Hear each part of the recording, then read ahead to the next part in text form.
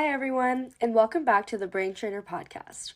I'm Madeline from the BrainTrainr team, and I'm thrilled to bring you today's episode featuring our hosts, Norman Valdez and Alex Wright, joined once again by Renee Black, the founder of GoodBot.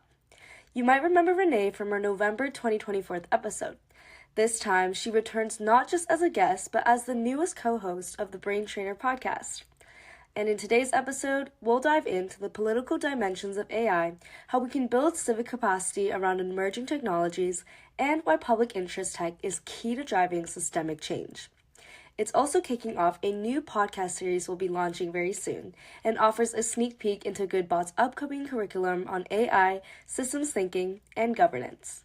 All right, let's get started. Welcome, Renee. Welcome to the team. Hi, thanks. Thanks for having me. Excited to be here with you both. So just to maybe kick off the conversation, because you were a guest and now you're part of the team, maybe you can tell us what inspired you to take this new step as a co-host and collaborator.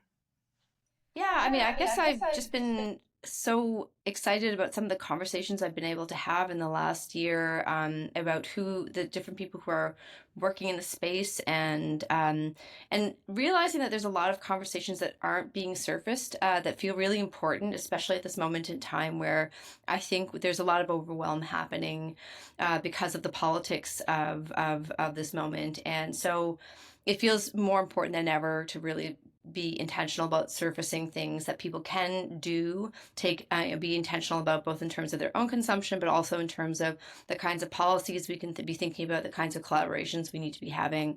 I'm really excited to be here with both of you. And, I really just believe that not only within Canada, but also working with other countries that have similar challenges at this moment in time, collaboration really is going to become foundational to how we navigate this, where we are right now.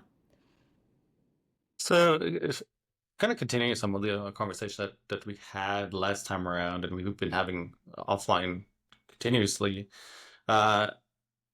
Since we spoke, if we're looking at the Paris Summit, we're seeing erosion of DEI, we're seeing very much going in a direction that we just don't necessarily like. You just attended RightsCon. How much of a conversation is what is happening in the US on the political side? Do you regulation, erosion of DEI is happening internationally? And are you seeing that direction shaping a conversation that's more collaboration in nature, cross-border, around rights, around on these conversations?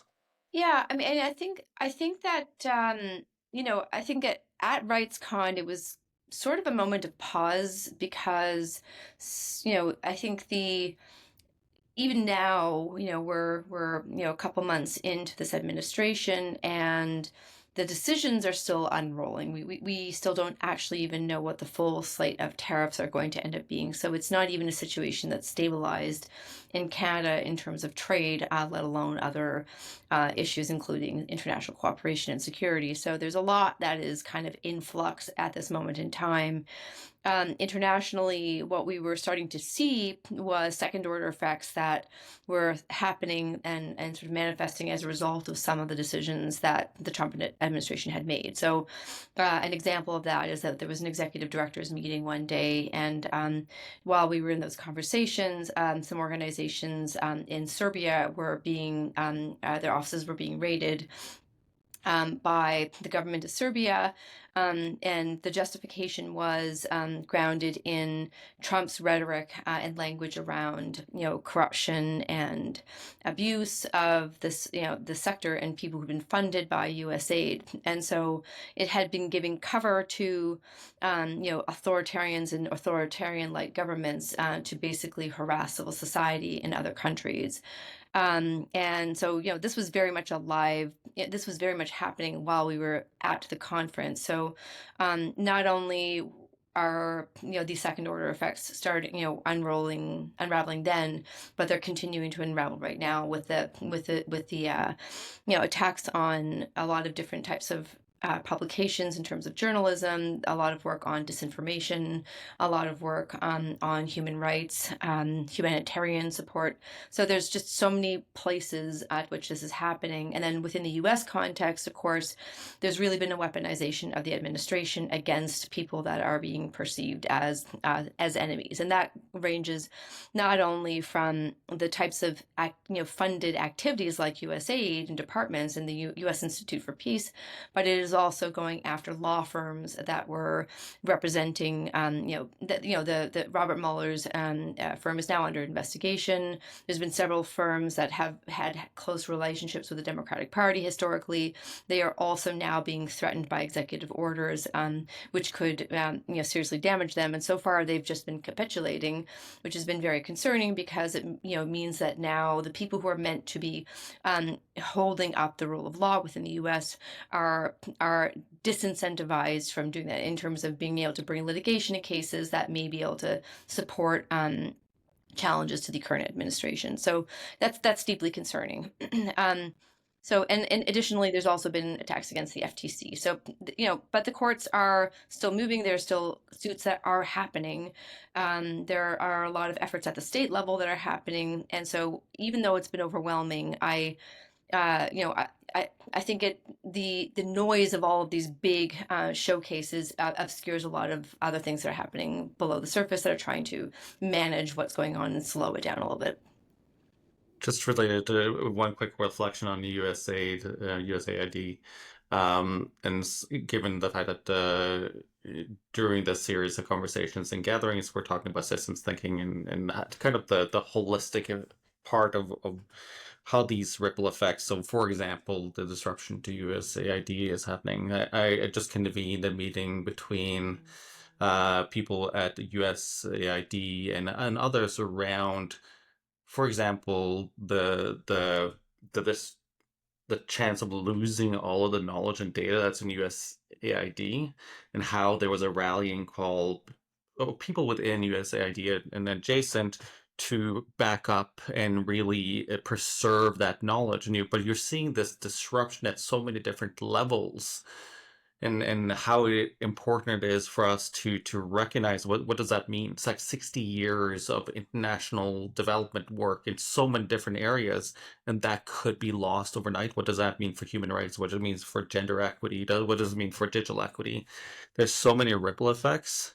So, but it's also interesting to see a response from people who do see the value, who are values aligned, that are rallying to be the counterweight. And I'm wondering if we're seeing that rise up in Canada now, where it may not have if Trump had not come into a second administration.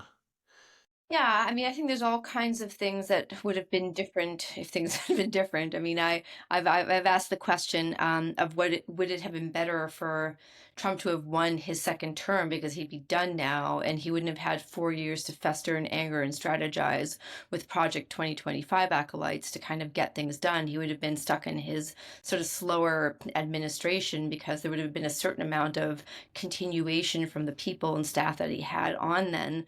So, I think with the benefit of hindsight, I am almost sad that he didn't win his second term, but it is what it is. And, we are where we are right now. And yes, this information loss is devastating. And I think that, although there's no, you can't substitute the kind of the type of private behind the scenes information that would be not available to a public audience. What has been publicly available, I suspect you would be seeing different types of archivist projects that have been trying to make sure that there is some data retained. I know that there's been a few projects that I've seen circulating that are trying to do that, but that doesn't account for a lot of the other information that may be lost,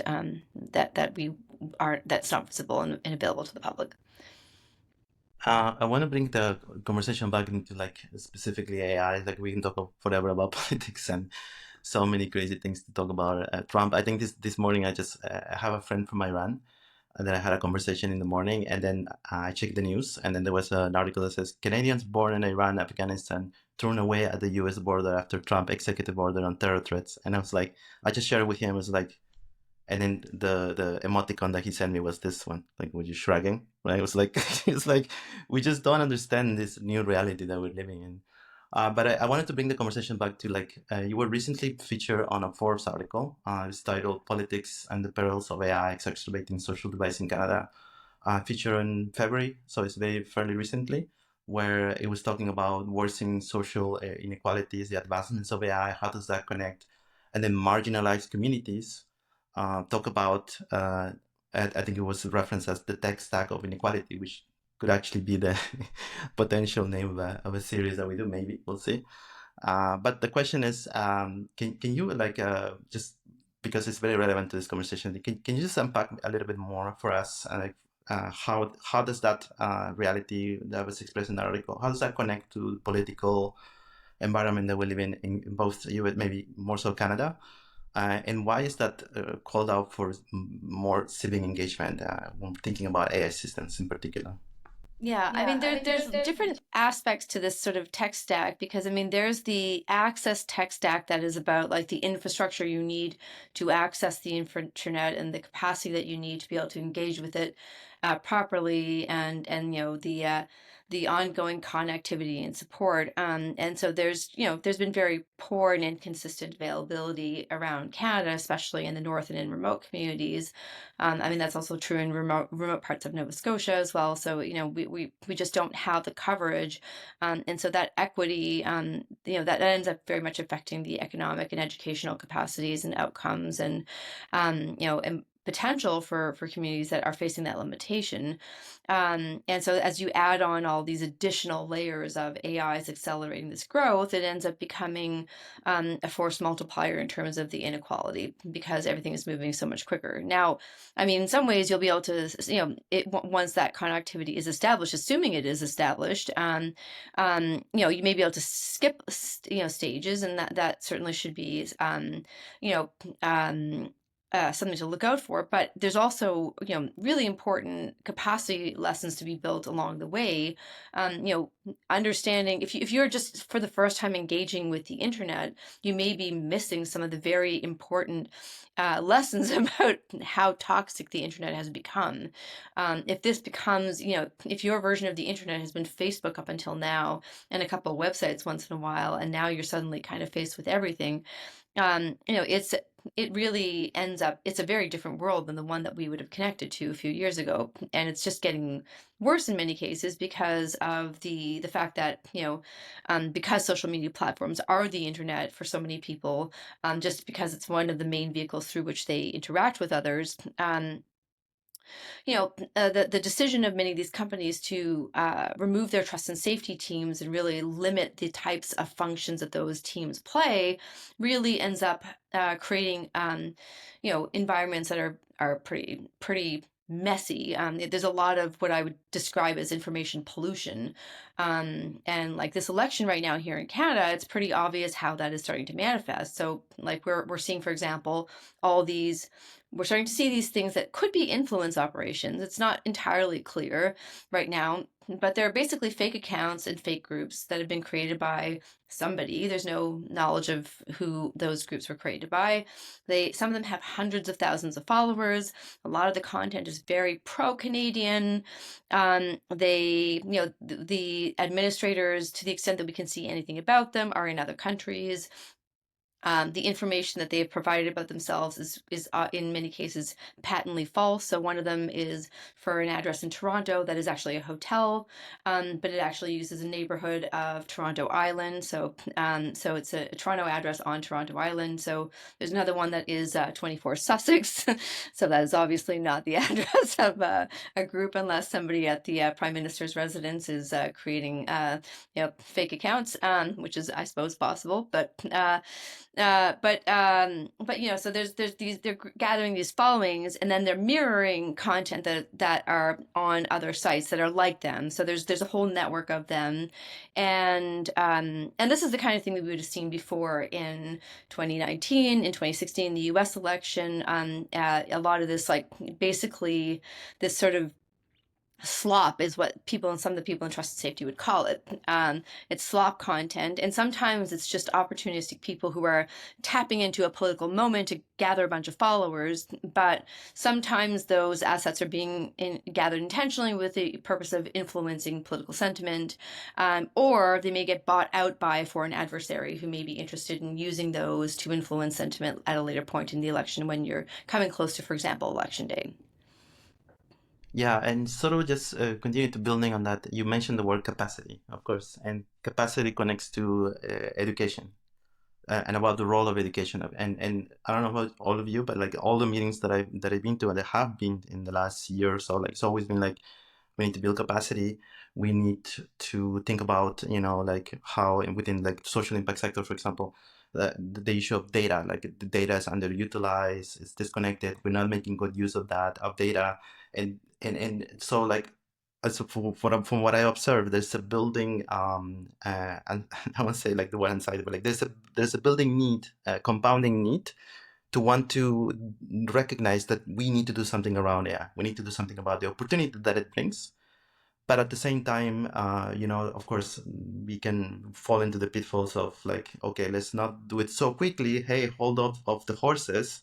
Let's look at this a little bit closely. What are the things that we need to be thinking about before we actually thinking about deployment of technologies all around the board, integrating data into things? Maybe if I can just ask just to typing, like you've been working on a curriculum that you've been developing a GoodBot that with BrainTrainr we're looking to partner with us and roll it out, how to roll it out. What do you think is like, why do you think like a curriculum like the one you're building is especially important now as we're talking about systems thinking, the politics, tech literacy? Why do you think like why is it coming to play? Like how does it connect and tie in from your perspective? Yeah, I think that one of the things that drove me to want to create this particular curriculum was a lot of the interventions that I was seeing that were out there already in schools and within nonprofit organizations were working at in my opinion, like at not quite the right level. There was too much that seemed to be focused on the symptoms of these issues rather than on the systems that were at play that are sort of enabling some of the challenges that we're seeing and experiencing. And it felt to me like part of what was missing was an understanding of the systemic factors that were enabling this. And so I really wanted to get into what were those systemic factors? How do we engage people in a conversation around what they look like and how to identify them so that we can actually, have a more robust understanding of the problem set and a much more thoughtful and coherent response to these issues, especially because as they're as the current sort of status quo is like, how do we make terrible platforms slightly less terrible as they're getting exponentially more powerful? So that's clearly an unsustainable context, and so we can't be living in that paradigm. That's not the paradigm that is going to lead us to a better place. So how do we think about this in a more robust way? How do we make sure that we are dealing with some of the systemic and structural factors, many of which have been ignored for many years? Part of what's happening with AI is that all these policy frameworks that have not been effectively enforced for many years are collapsing in on themselves because of AI. So what was kind of once just a privacy issue is now also a copyright issue, and so on. And so there's all these issues that have collapsed in on themselves because of our failure to kind of really properly address policy issues. So we need to rethink our policy frameworks today because of this moment. Yeah, and so how do we kind of be a lot more strategic about understanding where those leverage points are? How do we build coalitions to do them together, and make sure that we understand the perspectives that people are experiencing, because they're going to look very different from one community to another, but oftentimes what is underlying them is a very similar set of conditions. I want to ask the next one to you, Norman, and speaking to coalitions or collaboration or even radical collaboration, we've been talking about collaboration between BrainTrainr that does practical AI literacy focused training and GoodBot that does focus on the deception economy, economies of social harm, education. Um, in an environment where we may be seeing, for example, OpenAI present models that are like $2,000 or $20,000 in one area, but we're also seeing DeepSeek come up with open source models. We're seeing Gemini now really challenging OpenAI at a completely different cost. You're also seeing Grace Blackwell on NVIDIA on as kind of on the hardware side becoming accessible at $3,000 and potentially moving into decentralized models of data sovereignty. And how do you see the future both of literacy and accessibility of both models, but how does that play into the AI literacy side?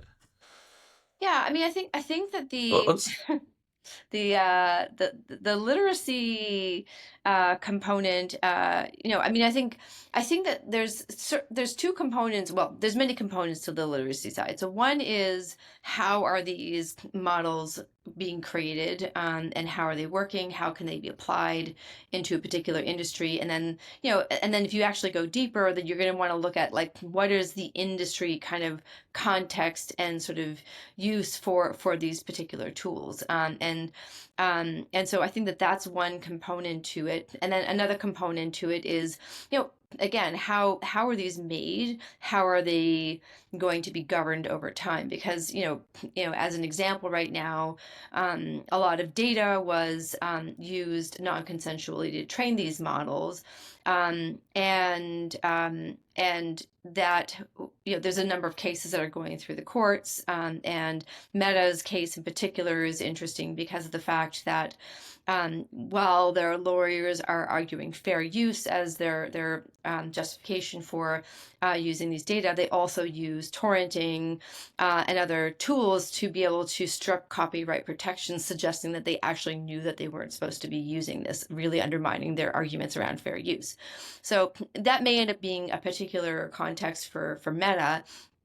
But some of these judgments may start to come out that suggest that companies have to pay for this data, and there's more efforts being put to sort of making the case for the need for a provenance chain for where data is coming from. And really, these models are a lot more effective when they work on high quality data.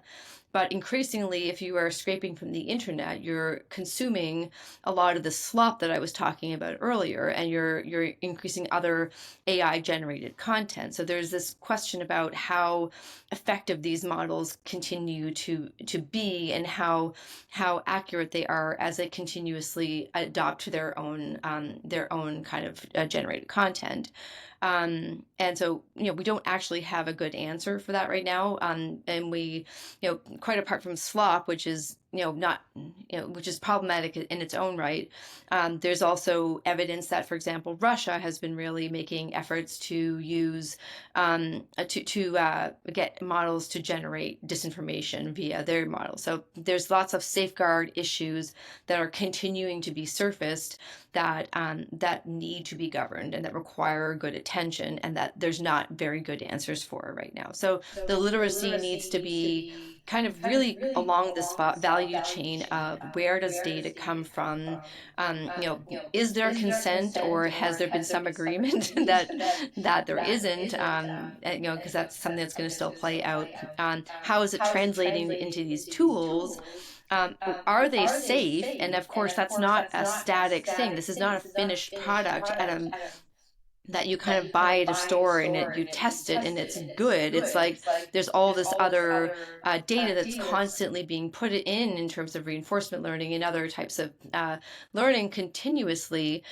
So safety is not a static matter. It is a matter of continuous learning, and so that presents very different challenges than other tools that we have been exposed to in the past. So again, it means that we are having to have a different set of capacity building and learning around this, so that we can make sure that we are using these tools in safe ways.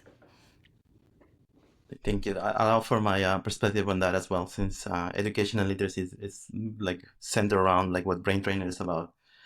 Oh my God, this is like an hour. I can go up to an hour just to talk about this. I don't even know where to start, but I'm gonna start by saying that conventional models of education simply just will not cut it for AI. We're dealing with a different animal, and as you said, Alex, with the examples that you provided, it's like the way that it innovates, the way that it just transforms. If you just look at like the incredible feature that ChatGPT just launched with the image generation that I've started to use in the last couple of days, and what you would have seen like on the memes and like on the internet, like the examples, it's just like it doesn't seem like much, but actually these innovations are very transforming, and they change workflows, they change the way that people think about work, how they look at things like what is creation, like what does it mean to fulfill a role where like you're using AI to create presentations with Gamma in like a couple of minutes.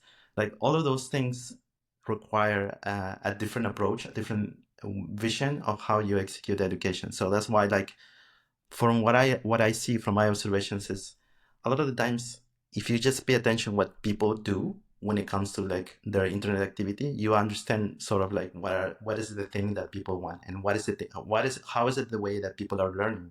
And if you pay attention like how some social networks work, yes, there's a lot of frivolous content being created, but it's also very a micro-size, modular, bite-size type of learning that people are consuming nowadays. That is not to be discarded, but it's just it is the way that people are consuming information right now, and therefore it is the way that people are getting educated right now.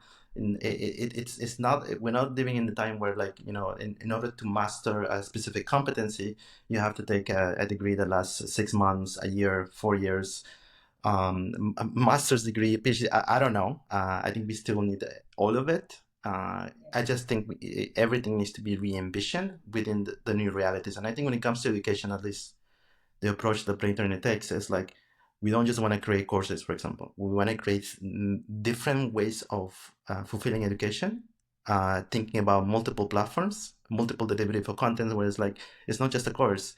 It's implementing, putting into focus competency-based learning, micro-learning, modular learning, and something that is basically attuned to the way that people are absorbing information and getting educated nowadays. So, Yeah. and with that, I want to pivot a little bit, Alex. I don't think actually we ever did this before, and it's really cool that we can actually ask questions. We should do this more often. But just to put in the context, I'm doing a presentation next week about the labor force changes that potentially AI will be erasing some jobs, creating new jobs, etc., etc. And someone in the list emailed me and asked me like, and I can read this a little bit. It's like, I want to make sure you touch base in hopes that you'll be able to cover the environmental toll that AI has, because as we both know, we all know, there's an immense amount of pressure that AI innovation puts on energy consumption, water consumption, and I think because we also wrote an article on this, Alex, but I know because from the angle of the Sustainable Impact Foundation that you lead, maybe you can speak a little bit about, because it's very much tied in, right? It's an important issue to think about, and it actually does tie in into political climate as well, because whether or not we want to put innovation ahead of the environment, like that's another area that I think ties in here and could be mentioned. Yeah, and just two quick things. One on the labor implication side, before touching upon the environmental and labor on the extractive nature.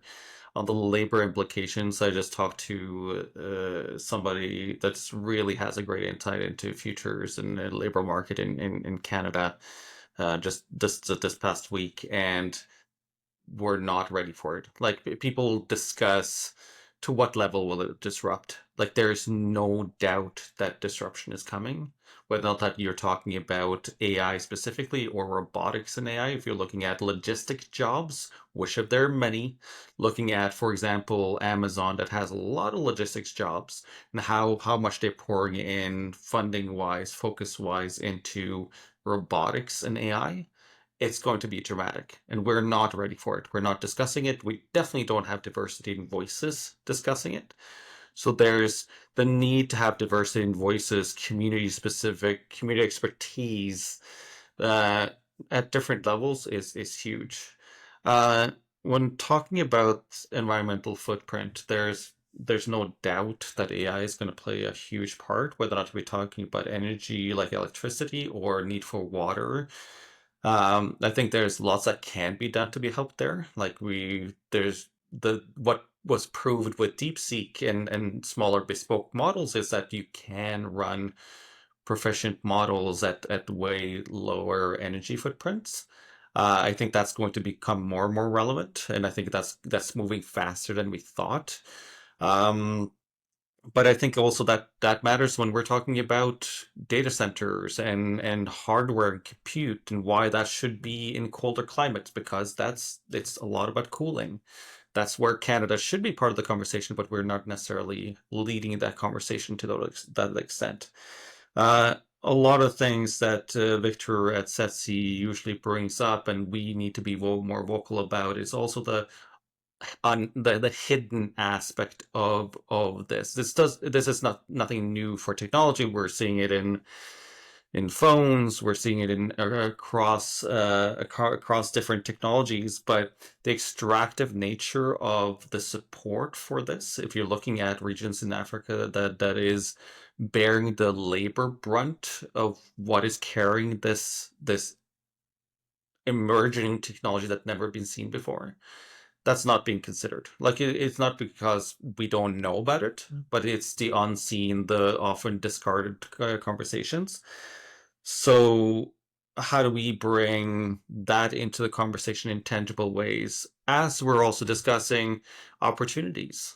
Like there's massive opportunities across the world, but if we don't match the difficult conversations around extractive natures, but also the opportunities that we can help empower communities around the use of AI and technology, but doing so in the right ways, respecting data sovereignty, respecting uh, ways of making sure that the opportunities are not siloed. They're not, and I'm going to quote Victor again, and it's really how do we move away from privatization of rewards and socialization of losses? I think that's such an important part that we're likely moving in the opposite direction right now, but yeah.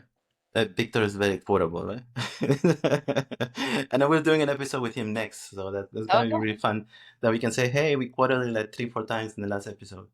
Uh, And I think adding on to that, like the environmental impacts, I mean, like there's a lot of the arguments of AI companies has been that there's this promise that AI will herald this new era of environmental clean energy, but really that's not where the efforts are going. So it's been a narrative and a story about how to justify this cost and this kind of risk now. And so I just think that this scorecard of this scorecard of the liabilities and risks and the benefits and who they're benefiting just really needs to be very thought through, because if we were heading towards the US administration's version of this, you would have basically the US occupying the vast majority of the Western world, taking the resources that are there, reducing government to basically just a king, and then having and you have a handful of companies that end up controlling everything, wanting the government to be responsible for paying out UBI, but they have no money because they've given away all their taxation dollars through tax cuts to the wealthy. So, I mean, whatever the situation that we are in already right now, it's going to get quite a lot worse because of a very, incoherent policy. There's a lot of different policy agendas that are conflicting even within the Republican Party right now. But this current situation of inequality is going to get a lot worse if it continues along that path. So it takes a lot of, again, intentionality around conversations around data sovereignty, and this is I think if there's not respect for people's the works that they've created, they're going to go behind locked doors, which is going to close off the internet, which is itself an accessibility issue. And so we don't want to see new barriers being created for people who are already dealing with access issues. So there's just this ends up kind of looping around in a way that we need to be attentive to.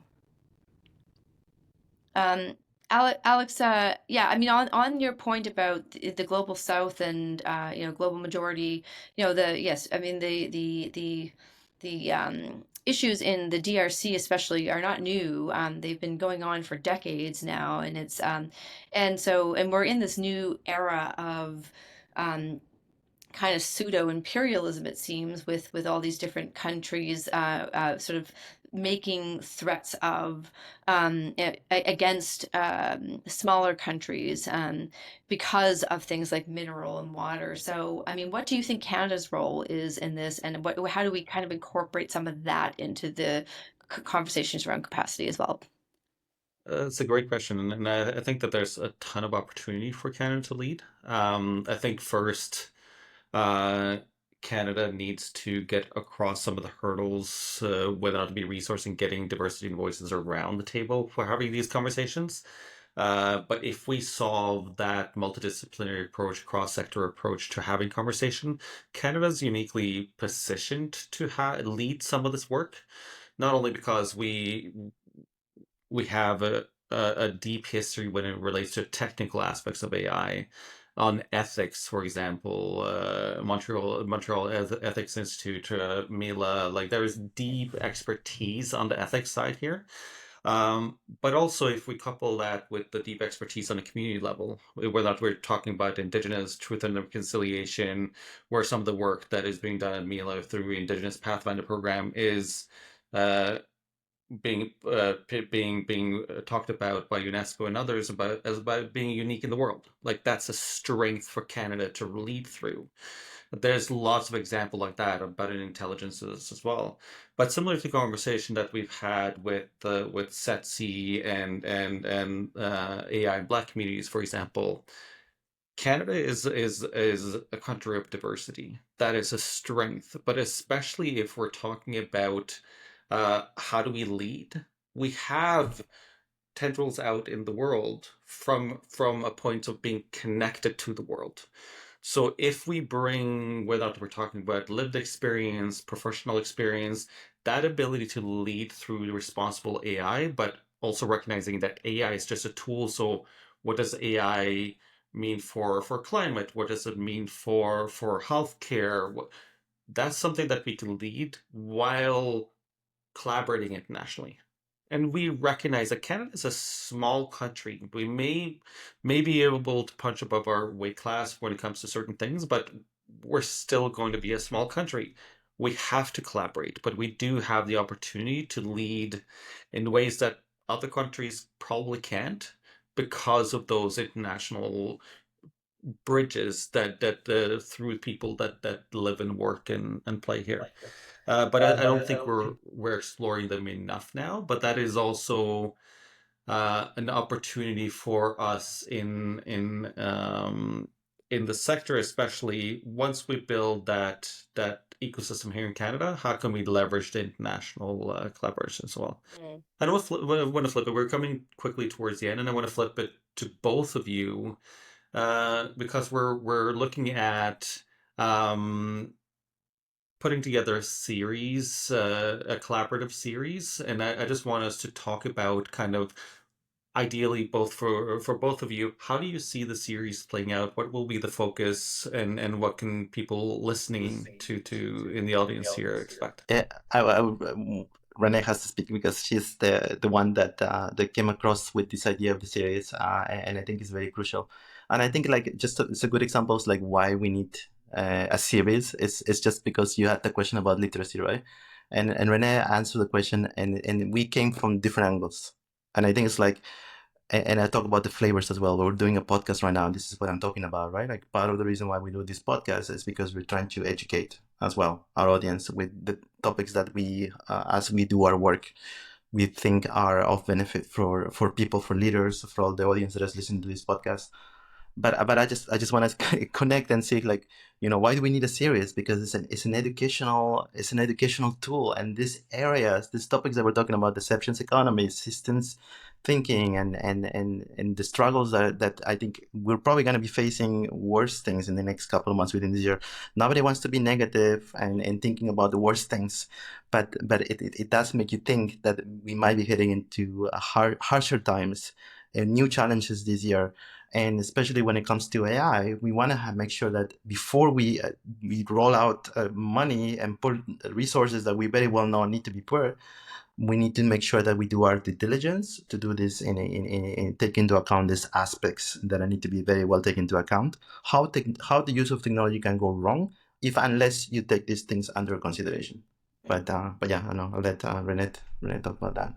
Yeah, I mean, I think just as we're kind of, there's a lot that are being brought about at this moment. I mean, one thing I really would love to see is us getting beyond this false binary of innovation versus regulation. I think there's lots of things that regulation is getting in the way of that is not helpful. And I think we've seen some initiatives in the EU to try to effectively dedupe regulation in a way to remove to be a bit more streamlined and be a little bit more intentional about how it the intentions that it has without overly burdening people who are trying to innovate. At the same time, these questions around the trade barriers, really, this is sort of really reinvigorated a conversation that had stood down for quite a long time. I think, again, we want to be thoughtful around, are there some opportunities around things like healthcare? There might be, but let's do it in a Canadian way, and that's sort of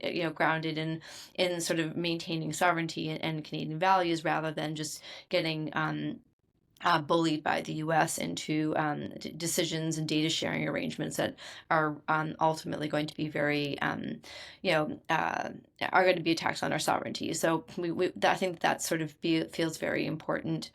Foundationally, again, making sure that we have, there's a few things that are foundational. So one is, when it comes to capacity building, a foundational element is having transparency. We need to have access to the data around what is happening in some of these platforms and models. We also need protections for researchers who are doing this research so they don't get sued, because we've seen some of that happening in the US right now, and that is a threat to being able to make sure that these models are working in safe and secure manners that are sort of aligned with public interest. So I consider that to be a foundational issue. We need elections that have integrity, and that's a foundational issue.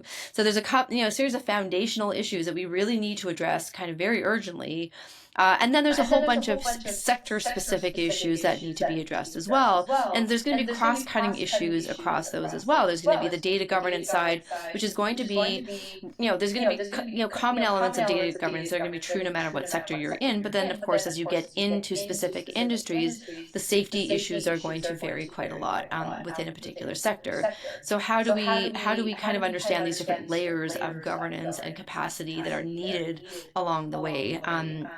I think is one thing I'm thinking about right now, and I hope that we sort of get into. Yeah, and maybe you can give the listeners a bit of a taste. I know that we can't just promise specific names or people right now, but what is the sense of the type of guests that we'll be featuring, and why are we picking this guest particularly? Yeah, I mean, I think that we're going to try to feature guests from across Canada, because I think that there's actually a lot of tech policy experts across Canada that bring a wealth of knowledge that that can help us kind of navigate this moment. So, really trying to surface who those people are and really raising them up. I sort of joke that we need to make tech policy sexy again, but I don't know if that is maybe it was never sexy, so maybe we just need to make tech policy sexy. And so, I think we just getting these conversations into the mainstream, because they affect our lives. They feel very abstract to a lot of people. And so how do we make them grounded in our lives in a way that people can engage with, because I think until we get to that point, until we get to the point that it feels like there's something that can be done about it, that there's not the sense of resignation that this is just inevitable and I have no choice but to opt out or opt in, that we're going to continue down this path. So really, a lot of this is about how do we drive our agency, both as individuals, as communities, as companies, and as a country. Yeah, so I think we like really need to be closing off, but we just wanted just to add up to show just say how excited I am about the series, really, because as I said, and everything that we talk about, we talk about needing to be diverse and needing to include the different voices and need to make sure that we're covering all the lenses, as many lenses as possible, because the more lenses, and usually what I say about AI is like, AI works better when you give it very, very good context. And I think it's like, we have a series plan out. It's exactly so that we can derive context. We'll extrapolate to good insight. And then at the end of the day, that's what I'm excited about. But maybe, Alex, you want to just do some, and Renee, just closing thoughts about the series, about just closing the episode. Well, what I'm excited about for the series is really a reflection of kind of the larger work that we're collectively doing, that the amazing partners are doing as well. It's having more conversations around this thematically, but also breaking out of the silos. I think that's so important, that in an environment where we're seeing the erosion of DEI, we're seeing techno solutionism really taking a big stab at controlling not only narratives but money and power in the US. What we're seeing is both in Canada becoming counterweight, whether or not we're looking at democracy, we're looking at other thematic focuses, but we're starting to see that collaboration happening on a state level, on philanthropic level, the opportunity for Canada to collaborate nationally with Europe and elsewhere. I think that's what I'm excited about, because we're starting to see being on the cusp of unlocking some really important things. And I think that will take us past not just a response to the negative direction, but really a complete unlocking of what, if we do actually collaborate on a radical level, and deeply and intentionally think that through, that we can do so much. So when Renee was talking about, well, the narrative has been on climate, but we haven't really done anything, the potential is there. But we really need to focus on it, and I think that's what I'm excited about, because we're starting to focus on that. We just need to continue to head in that direction while not being paralyzed by fear and kind of blocking our imagination power. So Yeah, and I guess my final thought would be, like, I think that there is so much, we're not anti-tech at all. We see a lot of potential in tech as well. And I think that the challenge, what we are, is anti-concentration of power. We are anti-accountability. We are anti, authoritarian. So I think that, that we are anti kind of, supremacy in its various forms. So I think what we want to see is a lot more inclusion, including in terms of the economy, making sure that the economies that are kind of emerging from AI are delivering benefits to everybody, both in terms of how technology creates new opportunities, but also how it kind of creates new economic opportunities and businesses.